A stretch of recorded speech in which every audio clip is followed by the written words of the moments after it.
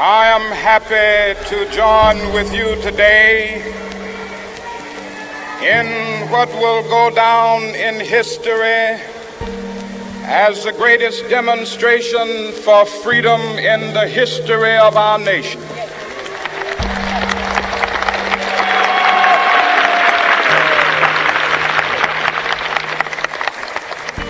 Five score years ago, a great American in whose symbolic shadow we stand today signed the Emancipation Proclamation. This momentous decree came as a great beacon light of hope to millions of Negro slaves who had been seared in the flames of withering injustice. It came as a joyous daybreak to end the long night of their captivity. But 100 years later, the Negro still is not free. 100 years later,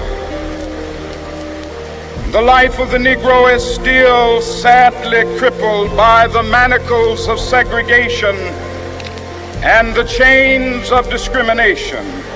100 years later, the Negro lives on a lonely island of poverty in the midst of a vast ocean of material prosperity. 100 years later, the Negro is still languished in the corners of American society and finds himself in exile in his own land. And so we've come here today to dramatize a shameful condition. In a sense, we've come to our nation's capital to cash a check. When the architects of our republic wrote the magnificent words of the Constitution and the Declaration of Independence, they were signing a promissory note to which every American was to fall heir. This note was a promise that all men, yes, black men as well as white men, would be guaranteed the unalienable rights of life, liberty, and the pursuit of happiness. It is obvious today that America has defaulted on this promissory note insofar as her citizens of color are concerned. Instead of honoring this sacred obligation, America has given the Negro people a bad check, a check which has come back marked insufficient funds.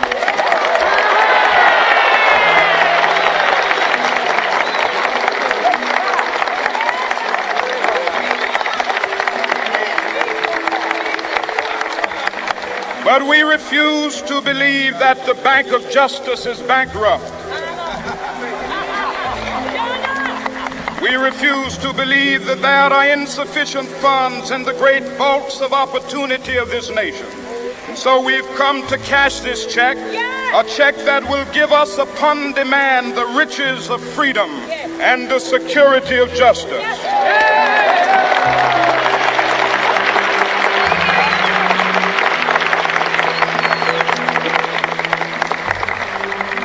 We have also come to this hallowed spot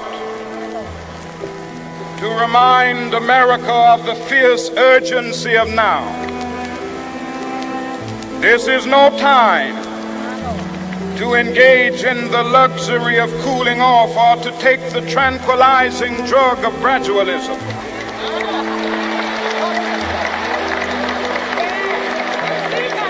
Now is the time to make real the promises of democracy.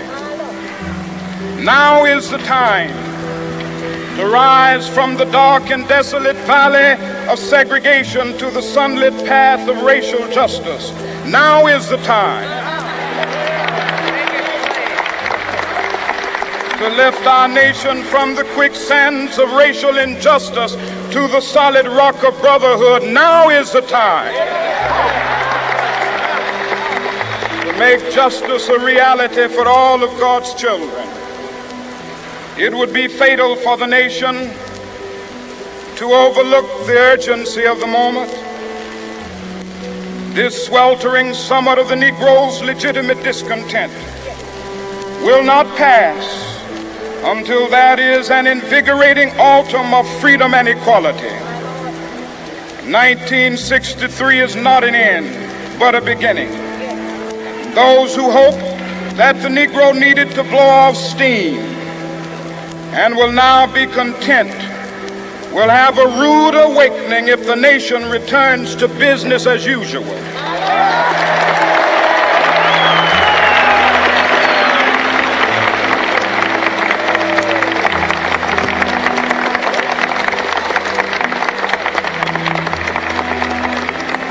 There will be neither rest nor tranquility in America until the Negro is granted his citizenship rights. The whirlwinds of revolt will continue to shake the foundations of our nation until the bright day of justice emerges. But that is something that I must say to my people who stand on the warm threshold which leads into the palace of justice. In the process of gaining our rightful place, we must not be guilty of wrongful deeds. Let us not seek to satisfy our thirst for freedom by drinking from the cup of bitterness and hatred.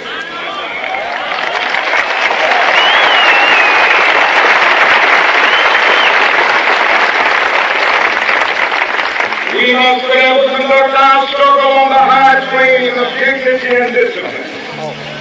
We must not allow our creative protests to degenerate into physical violence.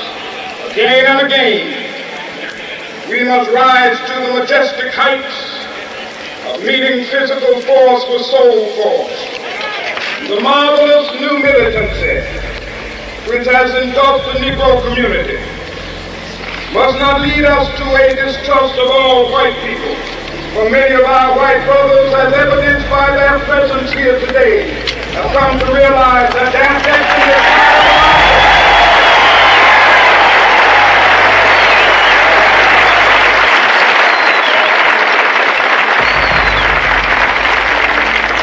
They have come to realize that their freedom is inextricably bound to our freedom. We cannot walk alone. As we walk, we must make the pledge that we shall always march ahead. We cannot turn back. There are those who are asking the devotees of civil rights, when will you be satisfied? We can never be satisfied as long as the Negro is the victim of the unspeakable horrors of police brutality.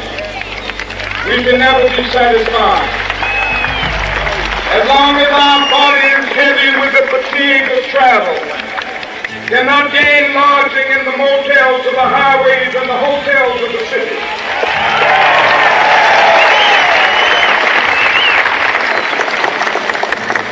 We cannot be satisfied as long as a Negro in Mississippi cannot vote and a Negro in New York believes he has nothing for which to vote.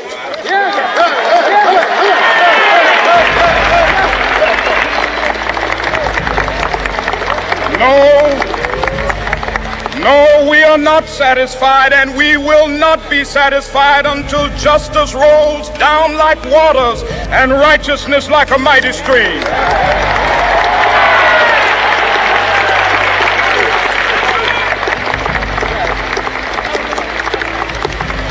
I am not unmindful that some of you have come here out of great trials and tribulations.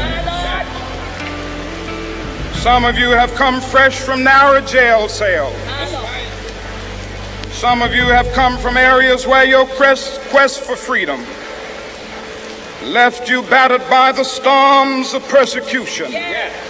and staggered by the winds of police brutality. You have been the veterans of creative suffering. Continue to work with the faith that unearned suffering is redemptive. Go back to Mississippi. Go back to Alabama. Go back to South Carolina. Go back to Georgia. Go back to Louisiana. Go back to the slums and ghettos of our northern cities, knowing that somehow this situation can and will be changed. Let us not wallow in the valley of despair. I say to you today, my friend,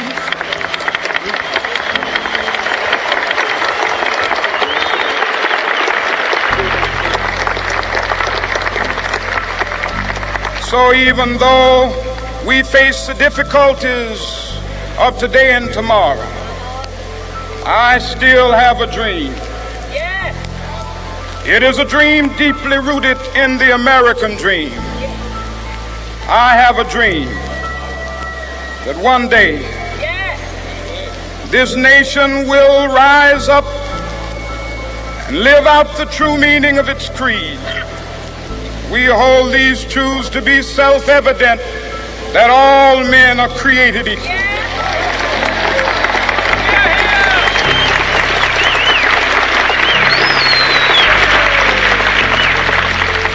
I have a dream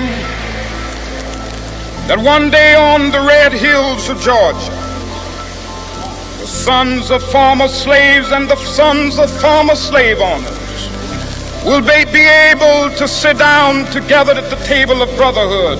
I have a dream that one day even the state of Mississippi, a state sweltering with the heat of injustice, sweltering with the heat of oppression, be transformed into an oasis of freedom and justice. I have a dream that my 4 little children will one day live in a nation where they will not be judged by the color of their skin, but by the content of their character. I have a dream today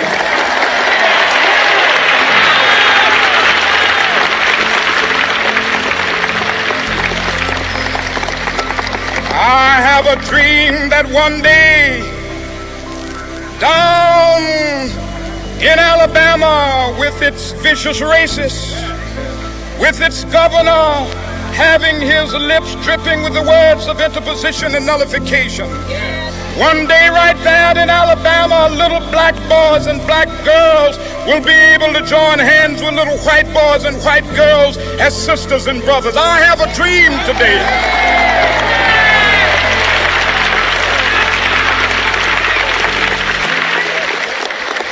I have a dream that one day every valley shall be exalted, and every hill and mountain shall be made low. The rough places will be made plain, and the crooked places will be made straight. And the glory of the Lord shall be revealed, and all flesh shall see it together. This is our hope.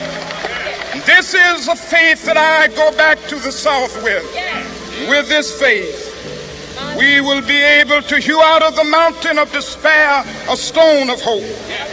With this faith, we will be able to transform the jangling discords of our nation into a beautiful symphony of brotherhood. With this faith, we will be able to work together, to pray together, to struggle together, to go to jail together, to stand up for freedom together, knowing that we will be free one day. This will be the day. This will be the day when all of God's children will be able to sing with new meaning, "My country, tears of thee. Sweet land of liberty, of thee I sing. Land where my fathers died, land of the pilgrim's pride. From every mountainside, let freedom ring. And if America is to be a great nation, this must become true. So let freedom ring from the prodigious hilltops of New Hampshire. Let freedom ring from the mighty mountains of New York.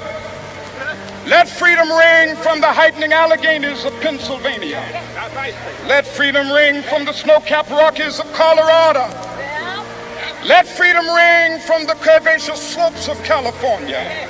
But not only that, let freedom ring from Stone Mountain of Georgia. Let freedom ring from Lookout Mountain of Tennessee.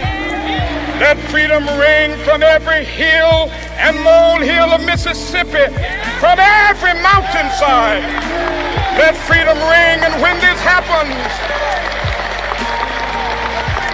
when we allow freedom ring, when we let it ring from every village and every hamlet, from every state and every city, we will be able to speed up that day when all of God's children, black men and white men, Jews and Gentiles, Protestants and Catholics, will be able to join hands and sing in the words of the old Negro spiritual, free at last, free at last. Thank God Almighty, we are free at last.